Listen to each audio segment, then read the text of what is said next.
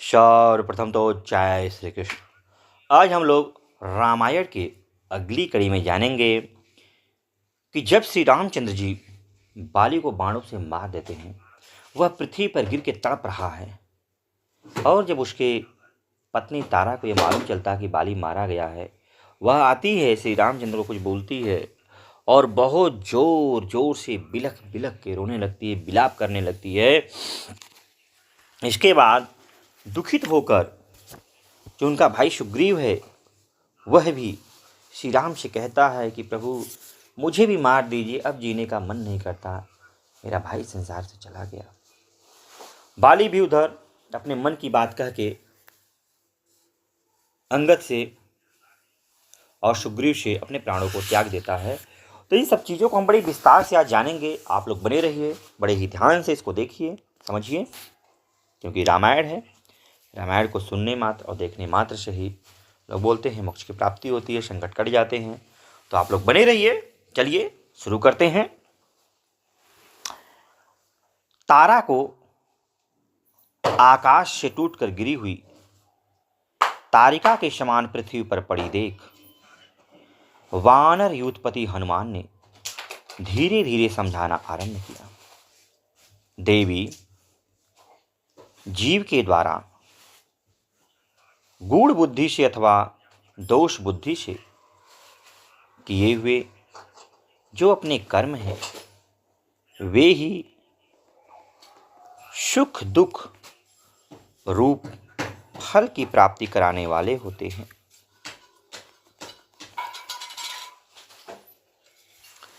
परलोक में जाकर प्रत्येक जीव शांत भाव से रहकर अपने शुभ और अशुभ सभी कर्मों का फल भोगता है। तुम स्वयं शोचनीय हो, फिर दूसरे किसी को शोचनीय समझकर शोक कर रही हो। स्वयं दीन होकर दूसरे किस दीन पर दया करती हो। पानी के बुलबुले के समान इस शरीर में रहकर कौन जीव किस जीव के लिए सोचनीय है। तुम्हारे पुत्र कुमार अंगद जीवित हैं, अब तुम्हें इन्हीं की ओर देखना चाहिए और इनके लिए भविष्य में जो उन्नति के साधक श्रेष्ठ कार्य हो, उनका विचार करना चाहिए। देवी तुम विदुषी हो, अतः जानती ही हो कि प्राणियों के जन्म और मृत्यु का कोई निश्चित समय नहीं है। इसलिए शुभ परलोक के लिए सुखद कर्म ही करना चाहिए। अधिक रोना धोना आदि जो लौकिक कर्म व्यवहार है, उसे नहीं करना चाहिए। सैकड़ों हजारों और लाखों वानर जिन पर आशा लगाए जीवन निर्वाह करते थे, वे ही यह वानर राज आज अपनी प्रारब्ध निर्मित आयु की अवधि पूरी कर चुकी। इन्होंने नीति शास्त्र के अनुसार अर्थ का साधन राज्य कार्य का संचालन किया है। ये उपयुक्त समय पर साम दान और क्षमा का व्यवहार करते आए हैं। अतः धर्मानुसार प्राप्त होने वाले लोक में गए हैं। इनके लिए तुम शोक नहीं करना चाहिए। सती साध्वी देवी, ये सभी श्रेष्ठ वानर, ये तुम्हारे पुत्र अंगद तथा वानर और भालुओं का यह राज्य सब तुमसे ही सनात है। तुम ही इन सब की स्वामिनी हो। भामिनी, ये अंगद और सुग्रीव दोनों ही शोक से संतप्त हो रही हैं। तुम इन्हें भावी कार्य के लिए प्रेरित करो। तुम्हारे अधीन रहकर अंगद इस पृथ्वी का शासन करे। शास्त्र में संतान होने का जो प्रयोजन बतलाया गया है तथा इस समय राजा बाली के पारलौकिक कल्याण के लिए जो कुछ कर्तव्य है वही करो। यही समय की निश्चित प्रेरणा है। वानर राज्य का अंत्येष्टि संस्कार और कुमार अंगद का राज्याभिषेक किया जाए। बेटे को राज सिंहासन पर बैठा देखकर तुम्हें शांति मिलेगी। तारा अपने स्वामी के विरह शोक से पीड़ित थी। वह उपयुक्त वचन सुनकर सामने खड़े हुए हनुमान जी से बोली, अंगद के समान 100 पुत्र एक और मरे होने पर भी इस वीरवर स्वामी का आलिंगन करके सती होना दूसरी ओर। इन दोनों में से अपने वीर पति के शरीर का आलिंगन ही मुझे श्रेष्ठ जान पड़ता है। मैं न तो वानरों के राज्य की स्वामिनी हूँ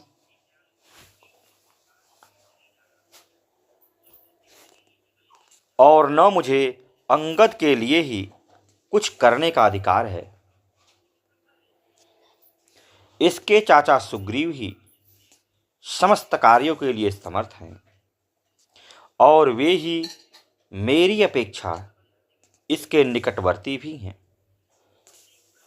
कपिश्रेष्ठ हनुमान जी, अंगद के विषय में आपकी यह सलाह मेरे लिए काम में लाने योग्य नहीं है। आपको यह समझना चाहिए कि पुत्र के वास्तविक बंधु सहायक पिता और चाचा ही हैं, माता नहीं। मेरे लिए वानर राज वाली का अनुगमन करने से बढ़कर इस लोक या परलोक में कोई भी कार्य उचित नहीं है। युद्ध में शत्रु से जूझकर मरे हुए अपने वीर स्वामी के द्वारा सेवित चिता आदि की शैया पर शयन करना ही मेरे लिए सर्वथा योग्य है।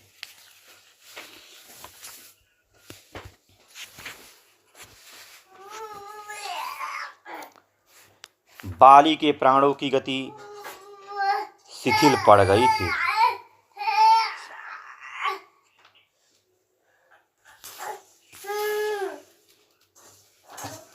वह धीरे धीरे ऊर्ध्व सांसें लेता हुआ सब ओर देखने लगा। सबसे पहले उसने अपने सामने खड़े हुए छोटे भाई सुग्रीव को देखा। युद्ध में जिन्हें विजय प्राप्त हुई थी उन वानर राज सुग्रीव को संबोधित करके बाली ने बड़े स्नेह के साथ स्पष्ट वाणी में कहा,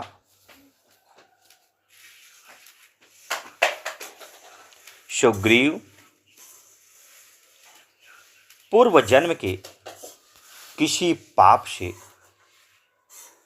अवश्यम्भी बुद्धि मोह ने मुझे बलपूर्वक आकृष्ट कर लिया था।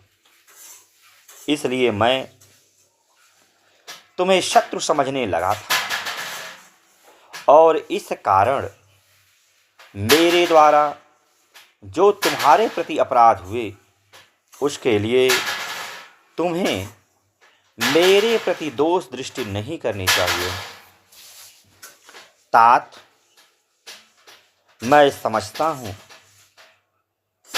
हम दोनों के लिए एक साथ रहकर सुख भोगना नहीं बड़ा था। इसलिए दोनों भाइयों में जो प्रेम होना चाहिए वह न होकर हम लोगों में उसके विपरीत बैर भाव उत्पन्न हो गया। भाई, तुम आज ही यह वानरों का राज्य स्वीकार करो तथा मुझे अभी यमराज के घर जाने को तैयार समझो। मैं अपने जीवन, राज्य, विपुल संपत्ति और प्रशंसित यश का भी तुरंत ही त्याग कर रहा हूं। वीर राजन, इस अवस्था में मैं जो कुछ कहूँगा वह यद्यपि करने में कठिन है, तथापि तुम उसे अवश्य करना। देखो, मेरा बेटा अंगद धरती पर पड़ा है। इसका मुंह आंसुओं से भीगा है। यह सुख में पला है और सुख भोगने के ही योग्य है। बालक होने पर भी यह मूढ़ नहीं है। यह मुझे प्राणों से भी बढ़कर प्रिय है। मेरे न रहने पर तुम इसे सगे पुत्र की भांति मानना। इसके लिए किसी भी सुख सुविधा की कमी न होने देना और सदा सब जगह इसकी रक्षा करते रहना। वानरराज, मेरे ही समान तुम भी इसके पिता, दाता, सब प्रकार से रक्षक और भय के अवसरों पर अभय देने वाले हो।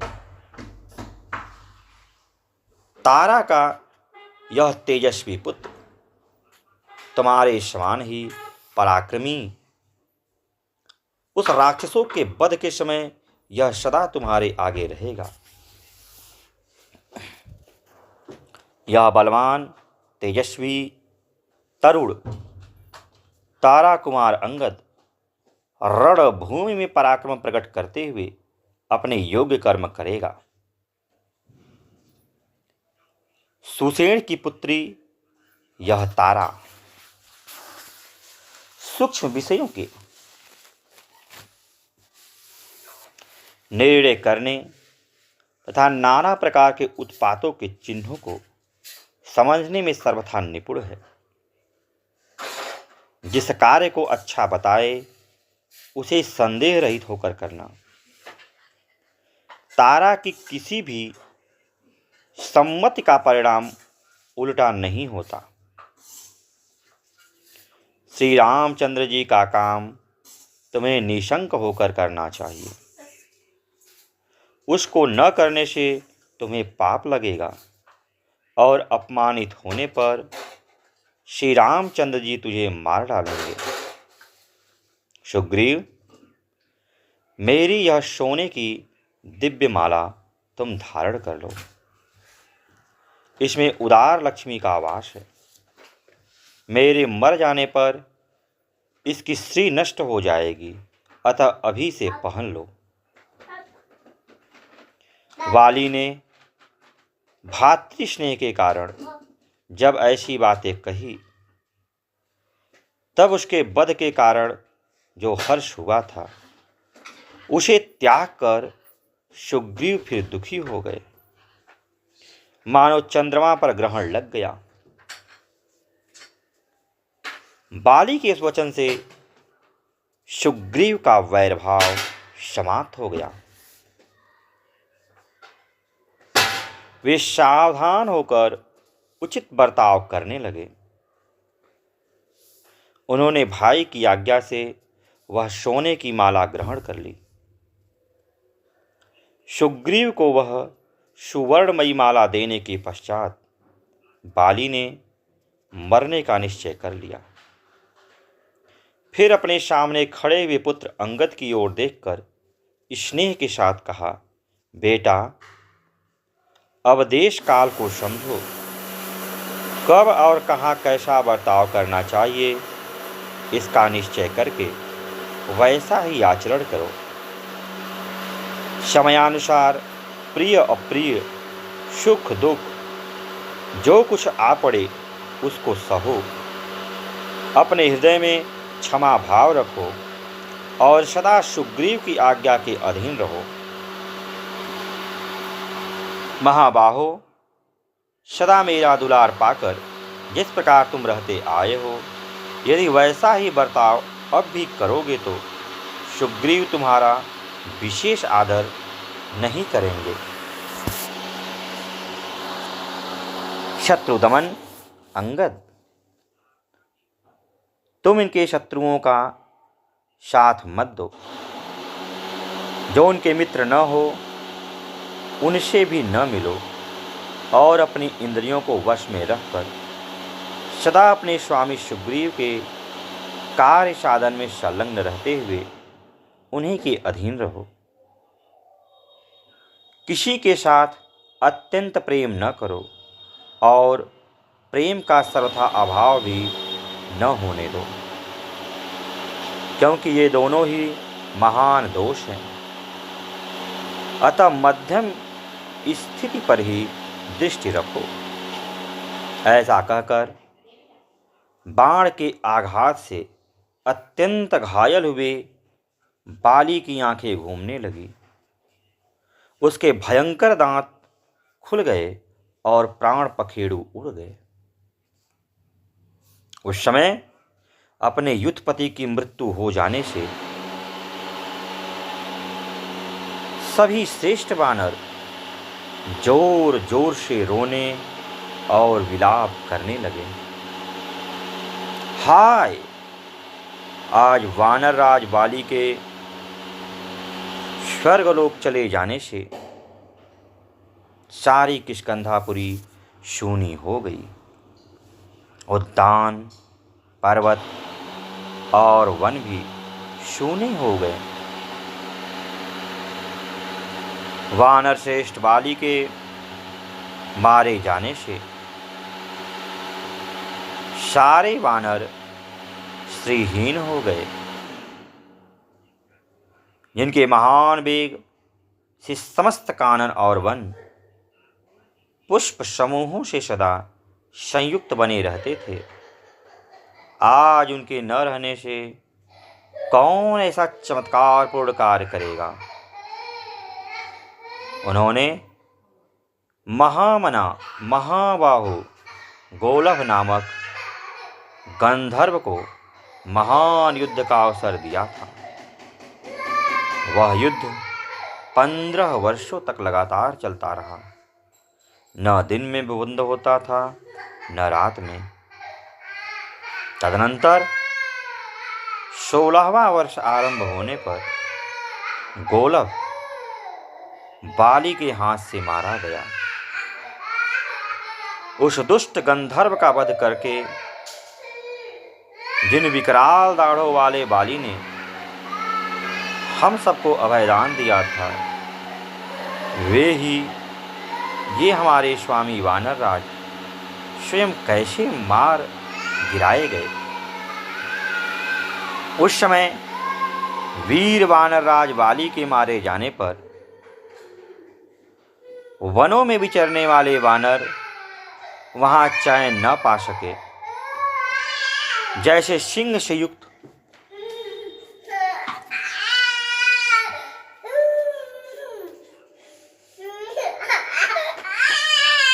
विशाल युक्त वन में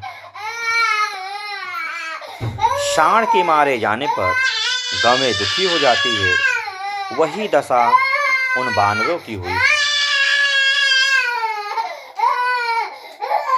तदनंतर शोक के समुद्र में डूबी हुई तारा ने जब अपने मरे हुए स्वामी की ओर दृष्टिपात किया, तब वह वाली का आलिंगन करके कटे हुए महान वृक्ष से लिपटी हुई लता की भांति पृथ्वी पर गिर पड़ी।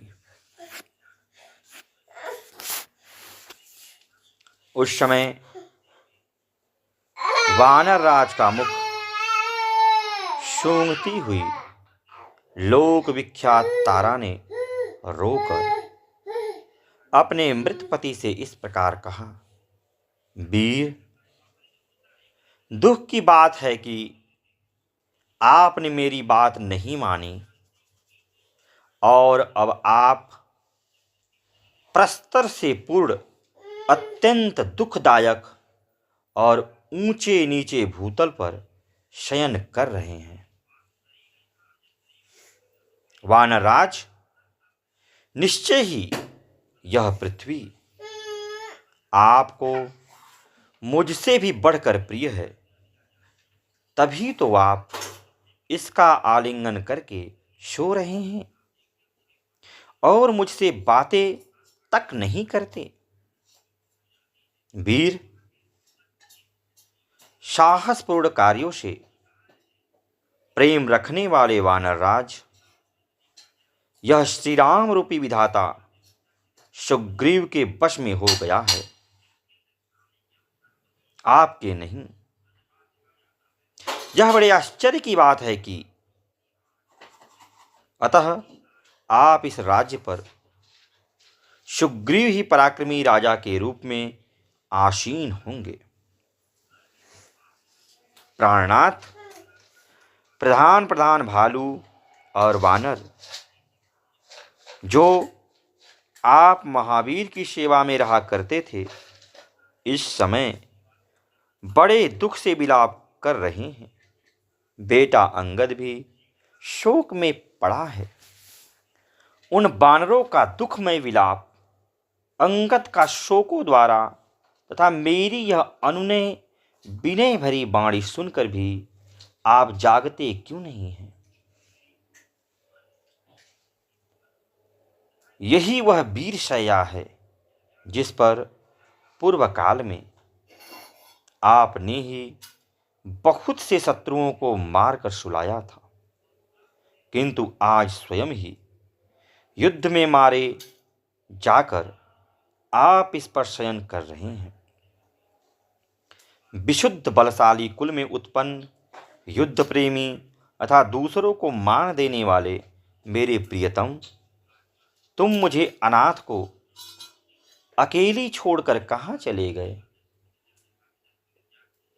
निश्चय ही बुद्धिमान पुरुष को चाहिए कि वह अपनी कन्या किसी सूरवीर के हाथ में न दे।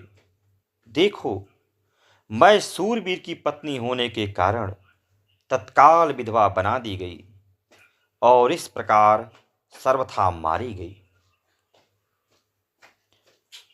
राजरानी होने का जो मेरा अभिमान था वह भंग हो गया। नित्य निरंतर सुख पाने की मेरी आशा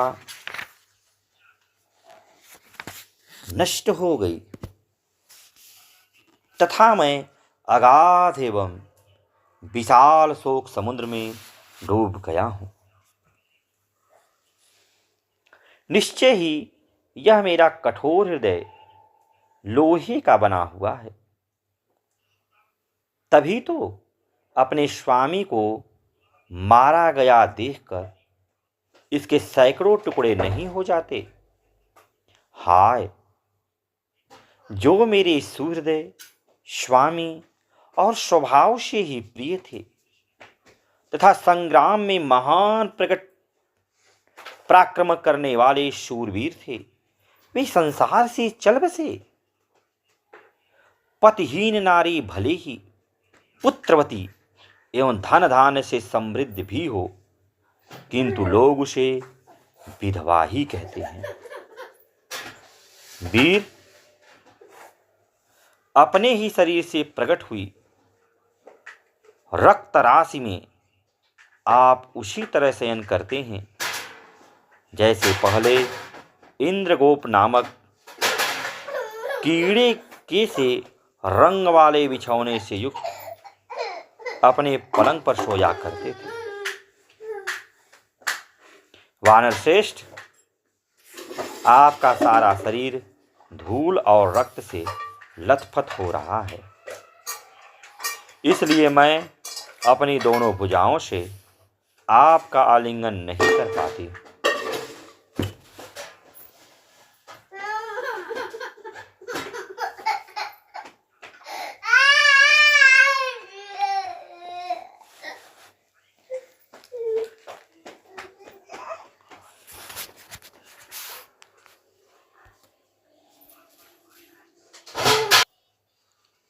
इस अत्यंत भयंकर बैर में आज सुग्रीव कृत्य कृत्य हो गए। श्री राम के छोड़े हुए एक ही बाण ने उनका सारा भय हर लिया। आपकी छाती में जो बाण धंसा हुआ है वह मुझे आपके शरीर का आलिंगन करने से रोक रहा है। इस कारण आपकी मृत्यु हो जाने पर भी मैं चुपचाप देख रही हूं, आपको हृदय से लगा नहीं पाती। उस समय नील ने बाली के शरीर में धंसे हुए उस बाण को निकाला। मानो पर्वत की कंदरा में छिपे हुए प्रज्वलित मुख वाले विषधर सर्प को वहां से निकाला गया हो। वाली के शरीर से निकाले जाते हुए उस बाण की कांति अस्ताचल के शिखर पर अवरुद्ध किरणों वाले सूर्य की प्रभा के समान जान पड़ती थी।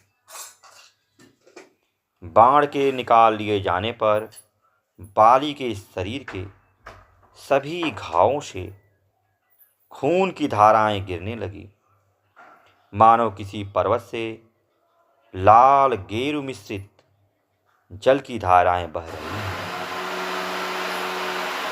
वाली का शरीर रणभूमि के धूल से भर गया।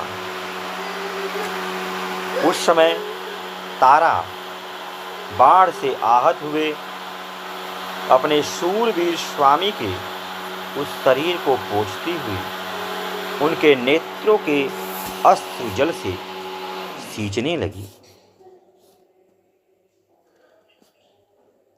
अपने मारे गए पति के सारे अंगों को रक्त से भीगा हुआ देख बाली पत्नी तारा ने अपने भूरे नेत्रों वाले पुत्र अंगद से कहा, बेटा देखो तुम्हारे पिता की अंतिम अवस्था कितनी भयंकर है। यह इस समय पूर्व पाप के कारण प्राप्त हुए बैर से पार हो चुके हैं।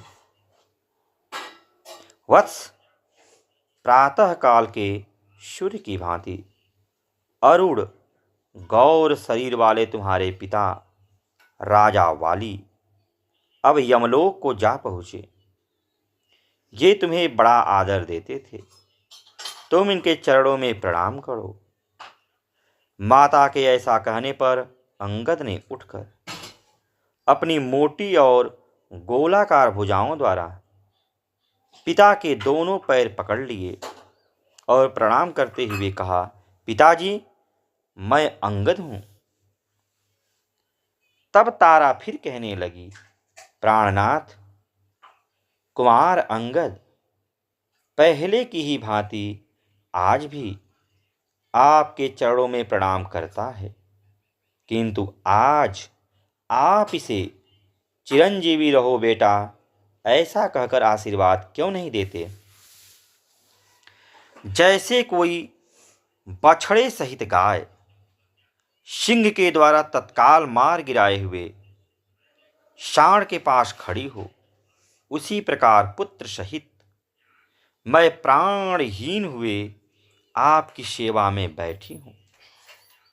आपने युद्ध रूपी यज्ञ का अनुष्ठान करके श्री राम के बाण रूपी जल से मुझ पत्नी के बिना अकेले ही अभृता स्नान कैसे कर लिया। युद्ध में आपसे संतुष्ट हुए देवराज इंद्र ने आपको जो सोने का प्रिय माला दे रखी थी, उसे मैं इस समय आपके गले में क्यों नहीं देखती हूँ। दूसरों को मान देने वाले वानर राज प्राणहीन हो जाने पर भी आपको राज्य लक्ष्मी उसी प्रकार नहीं छोड़ रही है, जैसे चारों ओर चक्कर लगाने वाले सूर्यदेव की प्रभा गिरिराज मेरु को कभी नहीं छोड़ती। मैंने आपके हित की बात कही थी, परंतु आपने उसे नहीं स्वीकार किया। मैं भी आपके रोक रखने में समर्थ न हो सकी। इसका फल यह हुआ कि आप युद्ध में मारे गए। आपके मारे जाने से मैं भी अपने पुत्र सहित मारी गई। अब लक्ष्मी आपके साथ ही मुझे और मेरे पुत्र को भी छोड़ रही हैं। अत्यंत वेगशाली और दुस्सह शोक समुद्र में डूबी हुई तारा की ओर दृष्टिपात करके बाली के छोटे भाई बेगवान सुग्रीव को उस समय अपने भाई के वध से बड़ा संताप हुआ। उनके मुख पर आंसुओं की धारा बह चली। उनका मन खिन्न हो गया और वे भीतर ही भीतर कष्ट का अनुभव करते हुए अपने भृत्यों के साथ धीरे धीरे श्री राम के पास चले गए, जिन्होंने धनुष ले रखा था, जिसमें धीरोदात्त नायक का स्वभाव विद्यमान था, जिनके बाण विषधर सर्प के समान भयंकर थे, जिनका प्रत्येक अंग सामुद्रिक शास्त्र के अनुसार उत्तम लक्षणों से लक्षित था, तथा जो परम यशस्वी थे, वहां खड़े हुए उन श्री रघुनाथ जी के पास जाकर सुग्रीव इस प्रकार बोले, नरेंद्र, आपने जैसी प्रतिज्ञा की थी उसके अनुसार यह काम कर दिखाया।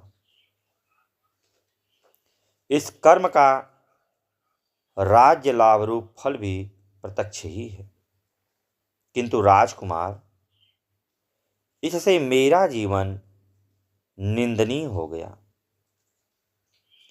अतः अब मेरा मन सभी भोगों से निवृत्त हो गया। श्री राम, राजा बाली के मारे जाने से ये महारानी तारा अत्यंत विलाप कर रही हैं। सारा नगर दुख से संतप्त होकर चीख रहा है, तथा कुमार अंगद का जीवन भी संशय में पड़ गया है। इन सब कारणों से अब राज्य में मेरा मन नहीं लगता। इक्ष्वाकु कुल के गौरव श्री रघुनाथ जी भाई ने मेरा बहुत अधिक तिरस्कार किया था, इसलिए क्रोध और अमर्ष के कारण पहले मैंने उसके वध के लिए अनुमति दे दी थी, परंतु अब वानर युद्धपति बाली के मारे जाने पर मुझे बड़ा संताप हो रहा है। संभवतः जीवन भर यह संताप बना ही रहेगा। अपनी जाति वृत्ति के अनुसार जैसे तैसे जीवन निर्वाह करते हुए उस श्रेष्ठ पर्वत ऋष्यमुख पर चिरकाल तक रहना ही आज मैं अपने लिए कल्याणकारी समझता हूँ। किंतु अपने इस भाई का वध कराकर अब मुझे स्वर्ग का भी राज्य मिल जाए तो मैं उसे अपने लिए श्रेयस्कर नहीं मानता हूँ। बुद्धिमान महात्मा वाली ने युद्ध के समय मुझसे कहा था कि तुम चले जाओ, मैं तुम्हारे प्राण लेना नहीं चाहता। श्री राम, उनकी यह बात उन्हीं के योग्य थी, और मैंने जो आपसे कहकर उनका वध कराया। मेरा वह क्रूरतापूर्ण वचन और कर्म मेरे ही अनुरूप है।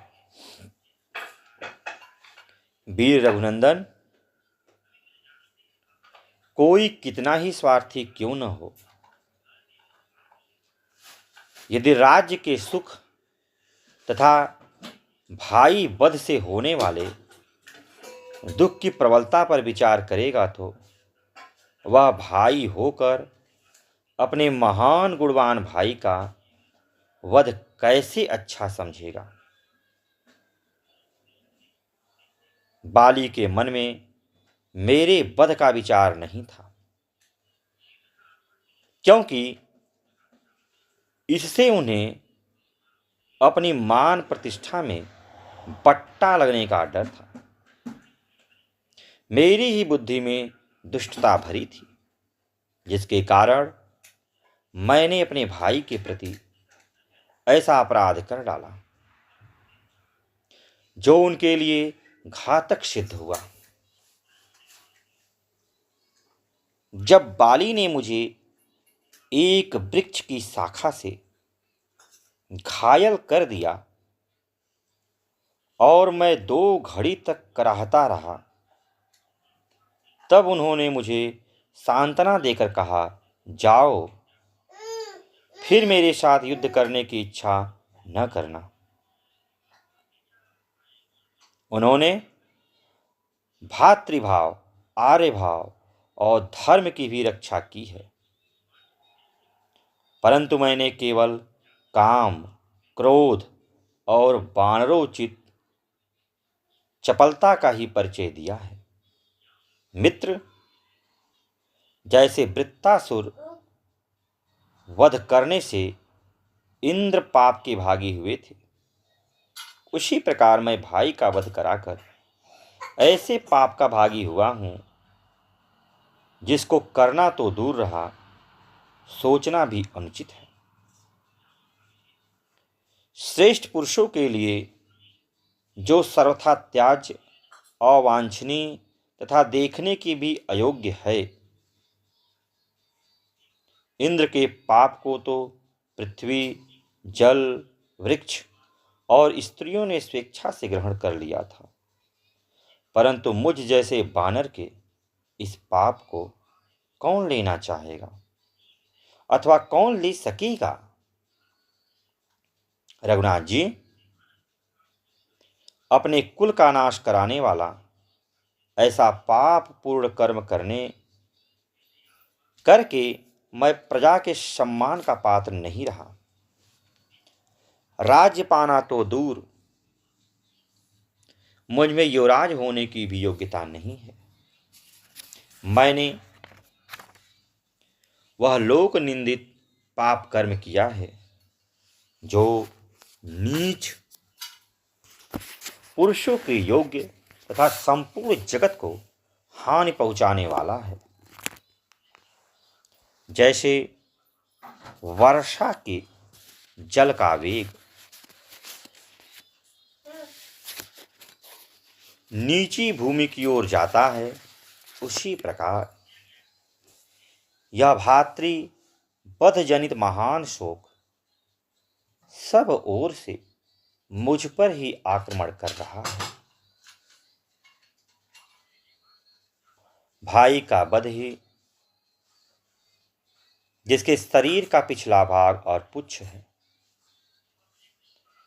तथा उससे होने वाला संताप ही जिसकी सूंड, नेत्र, मस्तक और दांत है, वह पाप रूपी महान मद गदराज नदी तट की भांति मुझ पर ही आघात कर रहा है।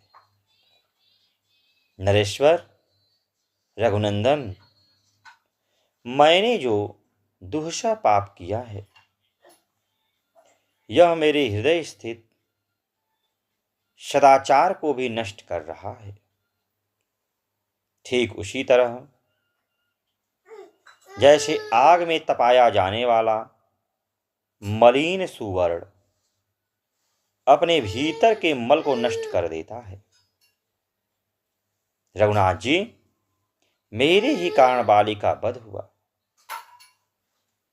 जिससे इस अंगद का भी शोक संताप बढ़ गया और इसीलिए इस महाबली वानर युद्धपतियों का समुदाय अधमरा सा जान पड़ता है। बीरवर सुजन और वश में रहने वाला पुत्र तो मिल सकता है, परंतु अंगद के समान बेटा कहाँ मिलेगा? तथा ऐसा कौन देश नहीं है जहां मुझे अपने भाई का सामीप्य मिल सके। अब वीरवर अंगद भी जीवित नहीं रह सकता। यदि जी सकता है तो उसकी रक्षा के लिए उसकी माता भी जीवन धारण करती। वह बेचारी तो यो ही संताप से दीन हो रही है। यदि पुत्र भी न रहा तो उसके जीवन का अंत हो जाएगा, यह बिल्कुल निश्चित बात है। अतः मैं अपने भाई और पुत्र का साथ देने की इच्छा से प्रज्वलित अग्नि में प्रवेश करूंगा। ये वानरवीर आपकी आज्ञा में रहकर सीता की खोज करेंगे। राजकुमार, मेरी मृत्यु हो जाने पर भी आपका सारा कार्य सिद्ध हो जाएगा। मैं कुल की हत्या कराने वाला और अपराधी हूं, अतः संसार में जीवन धारण करने योग्य नहीं हूं। इसलिए श्री राम, मुझे प्राण त्याग करने की आज्ञा दीजिए। दुख से आतुर हुए सुग्रीव के, जो बाली के छोटे भाई थे, ऐसे वचन सुनकर शत्रुवीरों का संहार करने में समर्थ रहकुल के वीर भगवान श्री राम के नेत्रों से आंसू बहने लगे। वे 2 घड़ी तक मन ही मन दुख का अनुभव करते रहे। श्री रघुनाथ जी पृथ्वी के समान क्षमाशील और संपूर्ण जगत की रक्षा करने वाले हैं। उन्होंने उस समय अधिक उत्सुक होकर जब इधर उधर बारंबार दृष्टि दौड़ाई, तब शोकमग्ना तारा उन्हें दिखाई दी, जो अपने स्वामी के लिए रो रही थी। कपियों में सिंह के समान वीर बाली, जिसके स्वामी एवं संरक्षक थे, जो वानर राज वाली की रानी थी, जिसका हृदय उदार और नेत्र मनोहर थे, वह तारा उस समय अपने मृत पति का आलिंगन करके पड़ी थी। श्री राम को आते देख प्रधान प्रधान मंत्रियों ने तारा को वहां से उठाया। तारा जब पति के समीप से हटाई जाने लगी, तब बारंबार उसका आलिंगन करती हुई वह अपने आप को छुड़ाने और छटपटाने लगी। इतने में ही उसने अपने सामने धनुष बाण धारण किए श्री राम को खड़ा देखा, जो अपने तेज से सूर्यदेव के समान प्रकाशित हो रहे थे। वे राजोचित शुभ लक्षणों से संपन्न थे। उनके नेत्र बड़े मनोहर थे।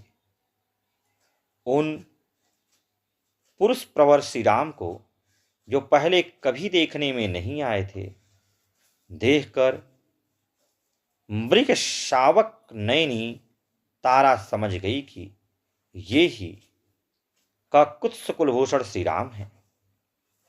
उस समय घोर संकट में पड़ी हुई शोक पीड़ित आर्या तारा अत्यंत विह्वल हो गिरती पड़ती तीव्र गति से महेंद्र तुल्य दुर्जय वीर महानुभाव भगवान श्री राम के समीप गई। शोक के कारण वह अपने शरीर की भी सुध बुध खो बैठी थी। भगवान श्री राम विशुद्ध अंतःकरण वाले तथा युद्ध स्थल में सबसे अधिक निपुणता के कारण लक्ष्य भेदने में अचूक थे। उनके पास पहुंचकर वह मनुष्यनी तारा इस प्रकार बोली, रघुनंदन, आप अप्रमेय, देश काल और वस्तु की सीमा से रहित हैं। आपको पाना बहुत ही कठिन है। आप जितेंद्रिय तथा उत्तम धर्म का पालन करने वाले हैं। आपकी कीर्ति कभी नष्ट नहीं होती। आप दूरदर्शी एवं पृथ्वी के समान क्षमाशील हैं। आपकी आंखें कुछ कुछ लाल हैं। आपके हाथ में धनुष और बाण शोभा पा रहे हैं। आपका बल महान है। आप सूर्यदेव शरीर से संपन्न हैं और मनुष्य शरीर से प्राप्त होने वाले लौकिक सुख का परित्याग करके भी दिव्य शरीर के ऐश्वर्य से युक्त हैं।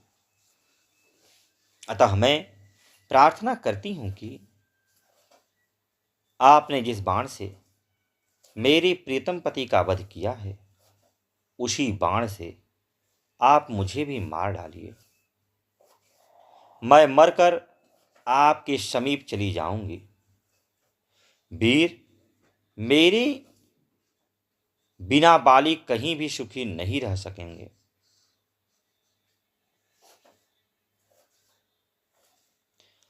अमल कमल दल लोचन राम स्वर्ग जाकर भी जब बाली सब और दृष्टि डालने पर मुझे नहीं देखेंगे, तब उनका मन वहां कदापि नहीं लगेगा। नाना प्रकार के लाल फूलों से विभूषित, चोटी धारण करने वाली तथा विचित्र वेशभूषा से मनोहर प्रतीत होने वाली स्वर्ग की अप्सराओं को वे कभी स्वीकार नहीं करेंगे।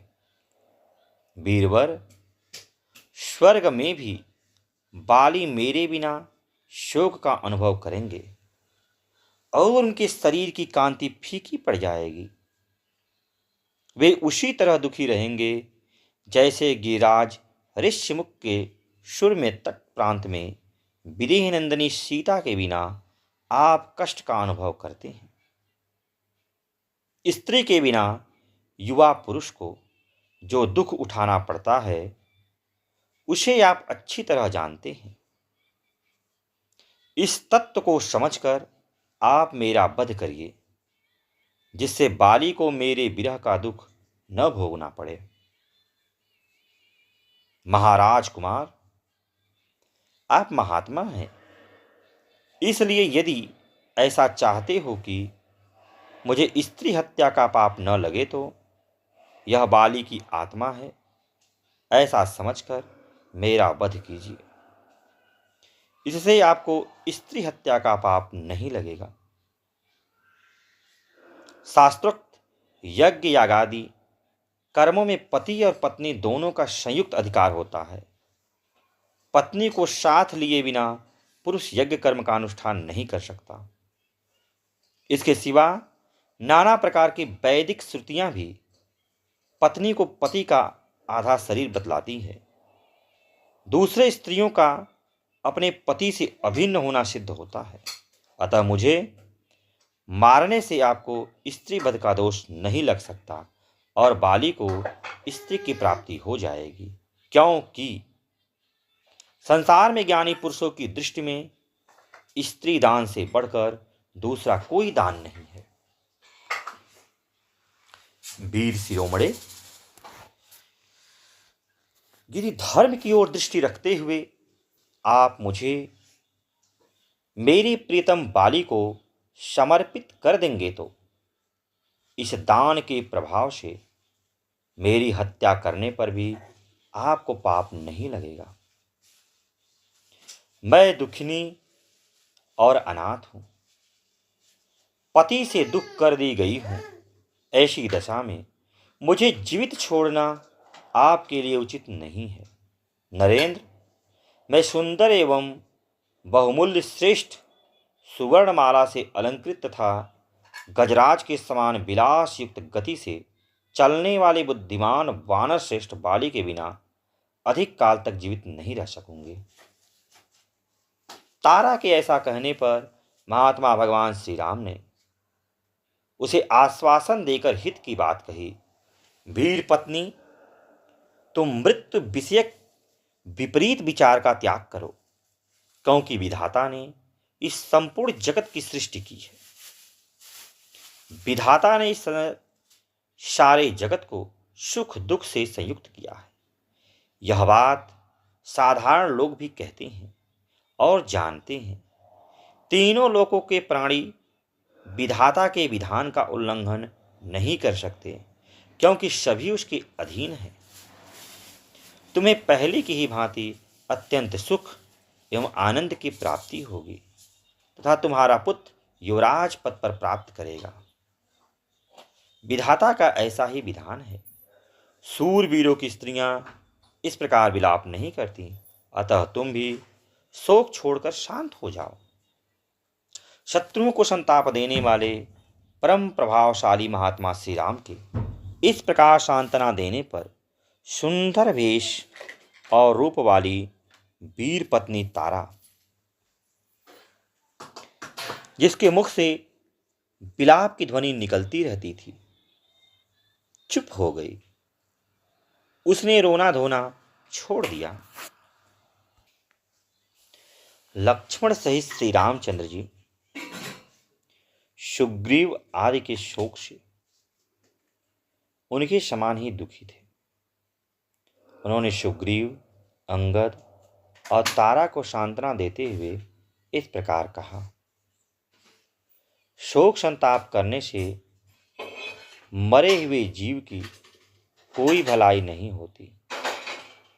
अतः आप आगे जो कुछ कर्तव्य है उसको तुम्हें विधि पूर्वक संपन्न करना चाहिए।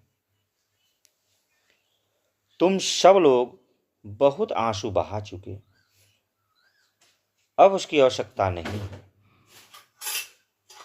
लोकाचार का भी पालन होना चाहिए। समय बिताकर कोई भी विहित कर्म नहीं किया जा सकता, क्योंकि उचित समय पर न किया जाए तो उस कर्म का कोई फल नहीं होता। जगत में नियति ही सबका कारण है, वही समस्त कर्मों का साधन है और काल ही समस्त प्राणियों को विभिन्न कर्मों में नियुक्त करने का कारण है। कोई भी पुरुष न तो स्वतंत्र पूर्वक किसी काम को कर सकता है और न किसी दूसरे को ही उसमें लगाने की शक्ति रखता है। सारा जगत स्वभाव के अधीन है और स्वभाव का आधार काल है। काल भी काल का उल्लंघन नहीं कर सकता।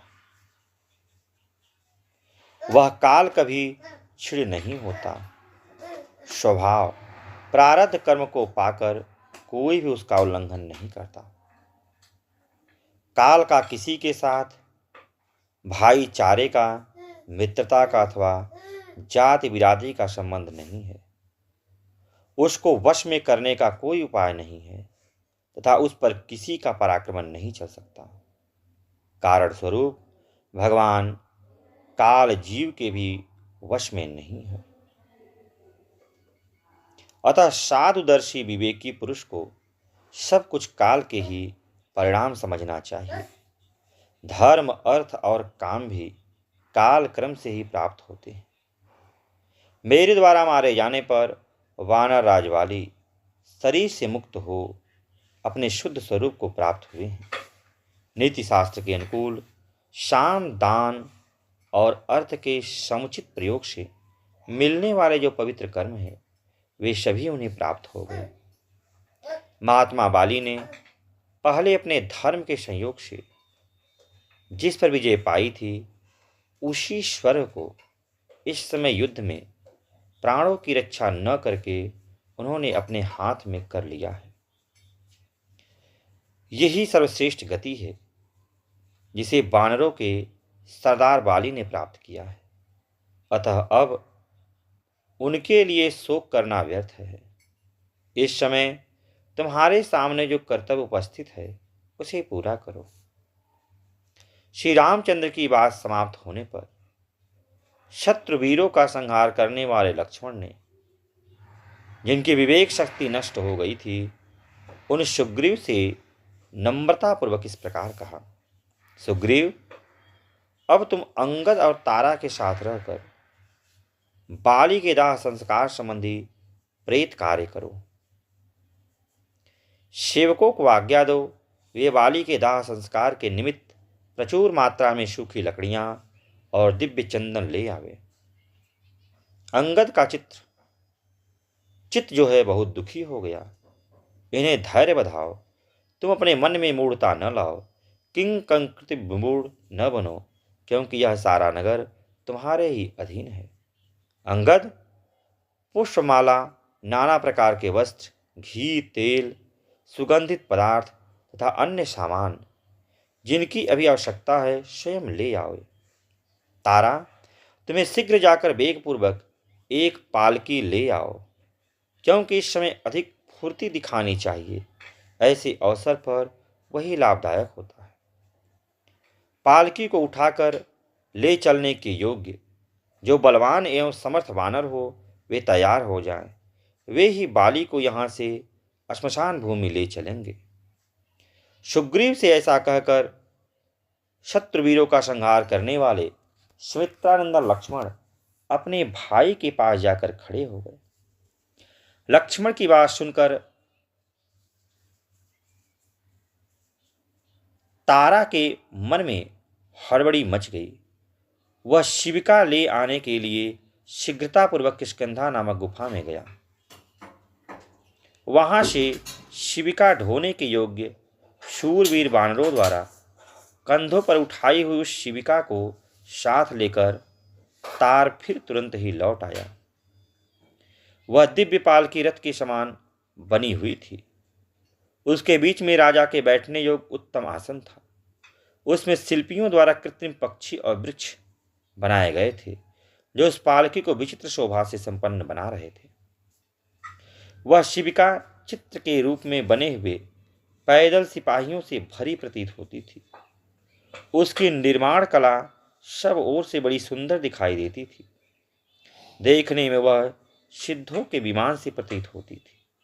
उसमें कई खिड़कियां बनी थी, जिसमें जालियां लगी हुई थी। कारीगरों ने उस पालकी को बहुत सुंदर बनाने का प्रयत्न किया था। उसका एक एक भाग बड़ा सुघड़ बनाया गया था। आकार में वह बहुत बड़ी थी। उसमें लकड़ियों के क्रीड़ा पर्वत बने हुए थे। वह मनोहर शिल्प कर्म से सुशोभित था। सुंदर आभूषण और हारों से उसको सजाया गया था। विचित्र फूलों से उसकी शोभा बढ़ाई गई थी। शिल्पियों द्वारा निर्मित गुफा और वन से वह संयुक्त थी तथा लाल चंदन द्वारा उसे विभूषित किया गया था। नाना प्रकार के पुष्प समूहों द्वारा वह सब ओर से आच्छादित थी तथा प्रातः काल के सूर्य की भांति अरुण कांति वाली दीप्तिमती पदमालाओं से अलंकृत थी। ऐसी पालकी का अवलोकन करके श्री रामचंद्र जी ने लक्ष्मण की ओर देखते हुए कहा, अब वाली को शीघ्र ही यहाँ से श्मशान भूमि में ले जाया जाए और उसका प्रेत कार्य किया जाए। तब अंगद के साथ करुण क्रंदन करते हुए सुग्रीव ने बाली के शव को उठाकर उस शिविका में रखा।